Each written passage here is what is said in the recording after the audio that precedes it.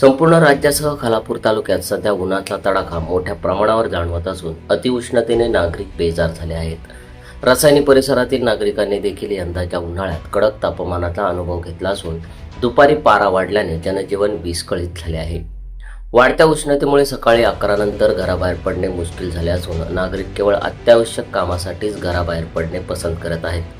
अशा परिस्थितीत दिलासा मिळण्याऐवजी महावितरणच्या लहरी कारभारामुळे नागरिकांच्या त्रासात अधिकच भर पडली आहे। गेल्या काही दिवसांपासून रसायनी परिसरात विद्युत महावितरण प्रशासनाच्या ढिसाळ नियोजनामुळे वारंवार वीज गायब होण्याचे प्रकार घडत आहेत। तांत्रिक अडचणींचे कारण पुढे करून बराच वेळ विद्युत पुरवठा खंडित केला जात आहे। कधी झाडांच्या फांद्या तोडणे तर कधी डीपीमधील दुरुस्ती, खांब लावणे अशा विविध कामांचे कारण सांगून वीज बंद ठेवली जात आहे। विशेष म्हणजे ही देखभाल दुरुस्तीची कामे उन्हाळा सुरू होण्यापूर्वी होणे अपेक्षित असताना ऐन कडक उन्हातच ही कामे काढल्याने नागरिकांमधून संताप व्यक्त केला जात आहे।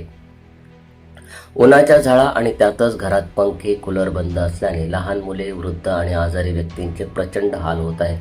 कामावरून घरी आल्यावर थकून भागलेल्या कामगारांनाही रात्रीच्या वेळी वीज नसल्याने उष्णतेचा सामना करावा लागत आहे। महावितरण प्रशासनाने तांत्रिक कामांचे योग्य नियोजन करून वीज पुरवठा सुरळीत करावा आणि नागरिकांना या त्रासातून मुक्त करावे अशी मागणी आता रसायनीकरांकडून जोर धरत आहे। सम्राट मराठी लाईव्हसाठी ब्युरो रिपोर्ट रसायनी।